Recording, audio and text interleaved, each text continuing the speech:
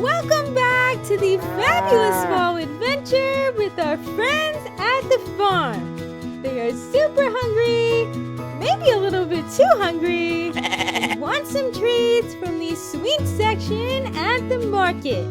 What are we making for them today? Thanksgiving cake pops! Hi guys! Today we're going to be making these terrific Thanksgiving cake pops of all of our fall friends. There's a turkey, Mr. Scarecrow, a slice of pumpkin pie, and a caramel apple topped with chopped peanuts. Super cute on the outside and a cinnamon swirl flavor on the inside. And since I'm so thankful for all of you, I wanted to give back with this giveaway for your chance to win this color mill set in the primary version. It has 6 vibrant colors that would come in handy for any of your holiday treats. To enter, you need to be subscribed to this channel. Leave a comment below on this video that you want to enter, and also be following me on my Instagram. I will be messaging the winner on there once we hit 10,000 subscribers, so don't forget to enter right now. I know you guys like having new cake pop flavors for your menu, and this cinnamon swirl spices things up as an alternative to pumpkin. This here is a quick bread mix, and you want to take the packet of cinnamon streusel topping that comes with it and whisk it in to break up the clumps. It's so cool that we're using this the same way as you would a cake mix and still getting the same great results. I'm following the instructions for the muffins with a few adjustments. Our friend here, Sam the Scarecrow, is helping us crack 2 whole eggs, but in place of the milk, I'm switching it out for 2 tablespoons of heavy cream. This makes the cake pops rich and creamy without being too greasy, and enough water to equal 1 cup of liquid, as well as a 1/3 of a cup of vegetable oil. Then give that a mix, just until combined.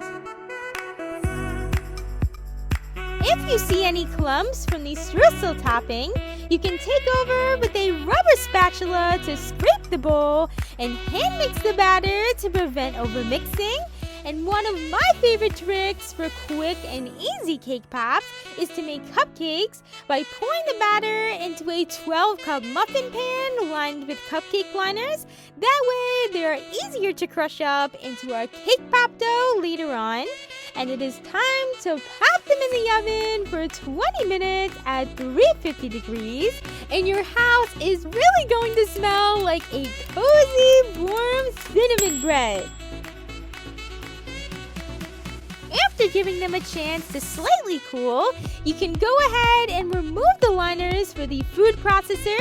I break them up and throw them all in there to grind everything up. There's a lot of cake in here, so feel free to pulse it through if it gets stuck, and continue until the fine crumbs form into a compact piece of dough when pressed together with your fingers. Now the dough is all good to go. There is no need to add buttercream to this. The heavy cream creates a very pliable dough. Just work it together and squish it with your hands similar to a Play-Doh. And once I bring it into a big ball, I like to transfer it to my silicone mat to knead and roll it out. The silicone works out all the cracks and creates an ultra smooth surface for your cake pops. After your dough is looking good, wrap it up with plastic wrap. It is best to chill it overnight for a firmer dough to shape your cake pops.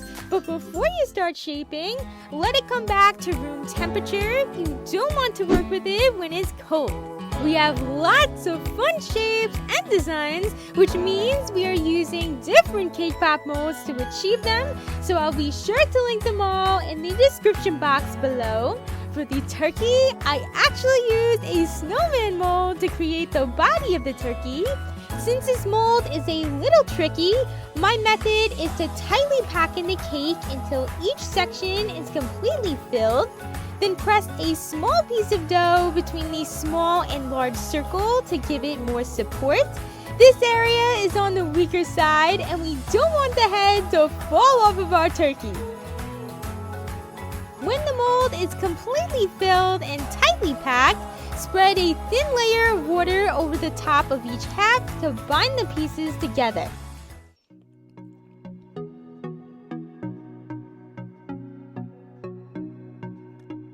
Next, I'm going to close the hinge and squeeze as tight as I can. Then remove the excess scraps and repeat until no more squeezes out and we have our turkey shape. If you spot any cracks, you can brush some water on and smooth over it with your finger. For the round ball, which is for Mr. Scarecrow and the apples, this time I'm breaking off a very large amount of dough and pinching it into a tight ball, also rolling against a silicone mat to smooth out any cracks and loading it into the mold. It is much better to have a lot of extra dough to squeeze out, or your ball may not dome and come out flat if there isn't enough in the mold. The last shape I'm showing you, which is my absolute favorite, is the pie slice with this adorable cake slice mold. I pack the cake pop dough in with the mold completely closed and continue layering until filled to the top and tightly packed in there. Then carefully open it up and it looks sweet as pie. Now let's get to dipping.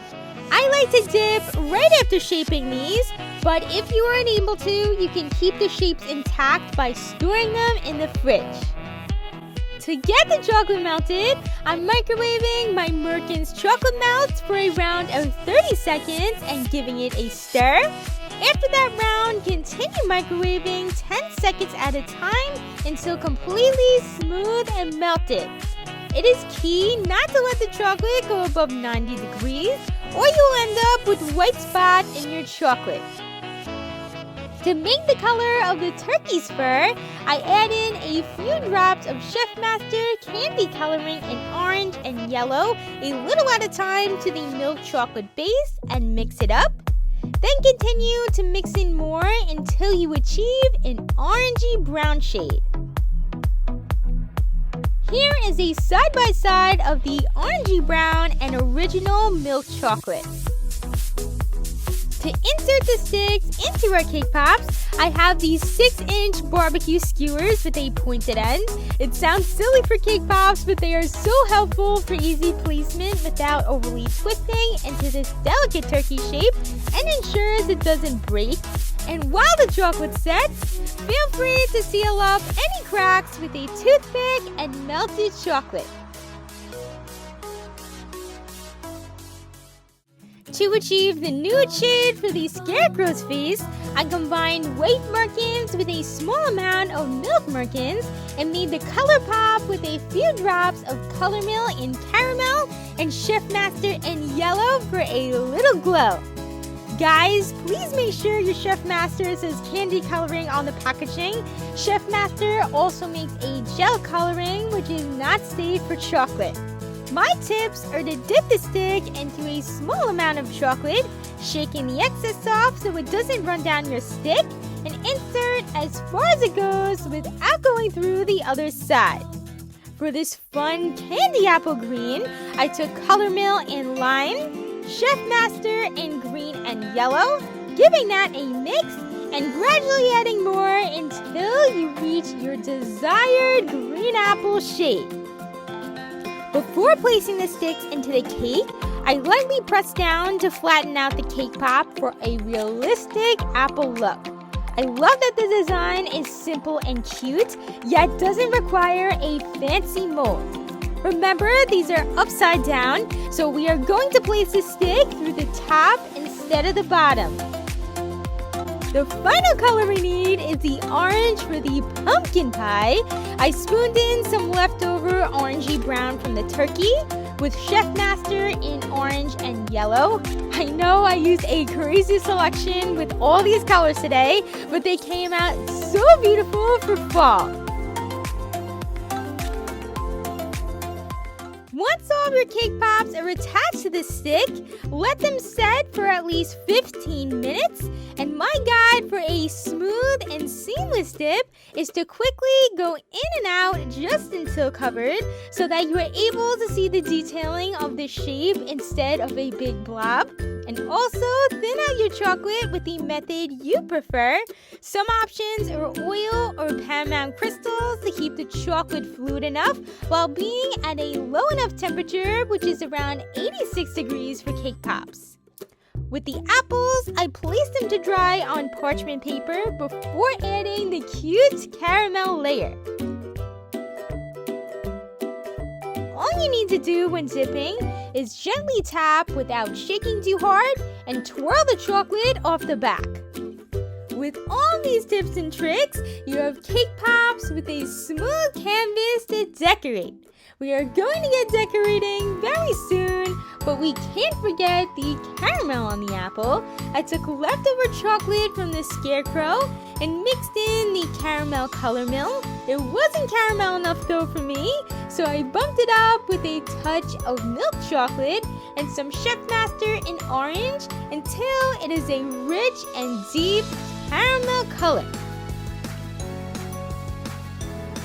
Your green apple should be completely set, and I leave a small portion of the green showing. You don't have to shake too much chocolate off to create the signature look of the foot on the bottom of the apple.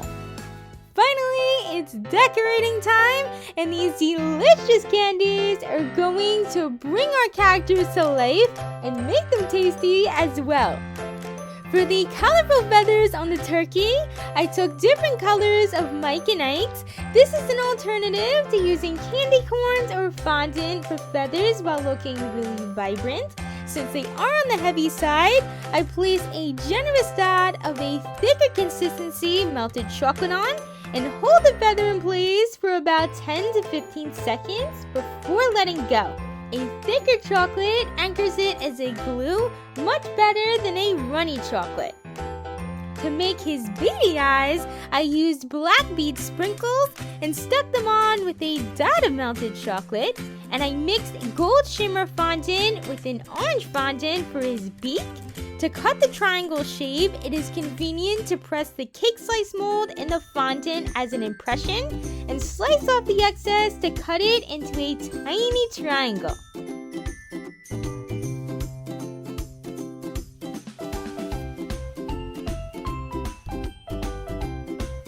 He is not complete without the red waddle.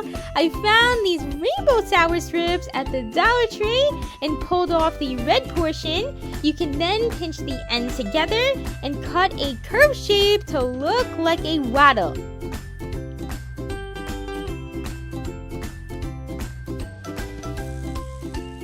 These orange flower sprinkles were used for his feet, just in case Thomas the turkey wants to take a jog somewhere in the hay. I painted on Mr. Scarecrow's face with black poppy paint. My favorite way to paint the eyes is to dip a lollipop stick into the poppy paint and press it on like a stamp. And his nose was the same as we did for the turkey, except the triangle side up. Don't mind him, he's blushing because he's a little camera shy. This is a pink petal dust that I applied with a small fluffy brush. With black poppy paint, create a curved smile with a thin pointy brush and X's for the stitches on his mouth, and add his personality with arched eyebrows.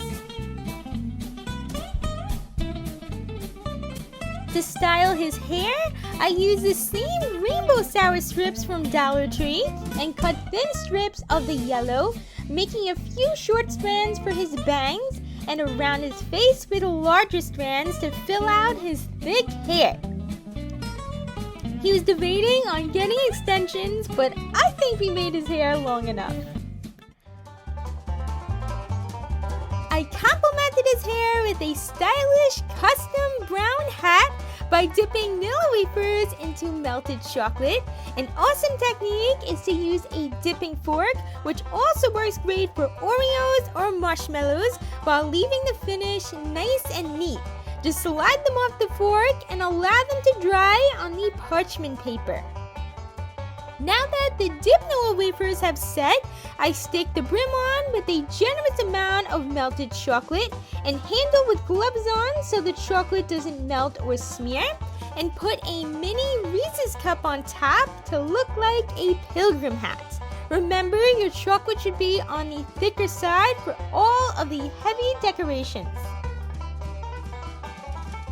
Next, I'm dressing up the caramel apple. I really like the idea of adding crushed peanuts. You can also do a drizzle with milk or white chocolate as well, or even drizzle on top of the nuts, just like a gourmet apple. It's all up to you. And what I do is adhere the nuts with dab and hold edible adhesive. I'm sure you've seen this in a lot of my videos. I love using it to apply sanding sugar or edible glitter when everything is dry instead of when the chocolate is wet. For this, I dab a glob onto an area without spreading too much and sprinkle or press some on top. It's not as easy as fine glitter or sanding sugar, so I find this works best with this method. Last but not least, for our pumpkin pie, I mixed the gold shimmer fondant with brown gel food coloring to make the crust and cut it out with a large circle so there is enough room to fold it around the pie. To get the edges extra clean and precise, I used a pie mold as a guide and sliced around the edges. After that, I marked a small hole with a stick and brushed on dip and hold to make everything stick. When you slide the stick through the fondant, it helps to have a block of floral foam or cake pop stands to help you line it up straight and snip off the extra fondant. Finish it off with a crimped looking crust by piping royal icing in a rickrack pattern with a tip number 3 and a dollop of royal icing as a whipped cream with a tip number 5. So delicious! I hope you enjoyed learning how to make these cake pops with me to get in the spirit of Thanksgiving. It's Christina here. Thank you so much for watching, and I'll see you in the next video.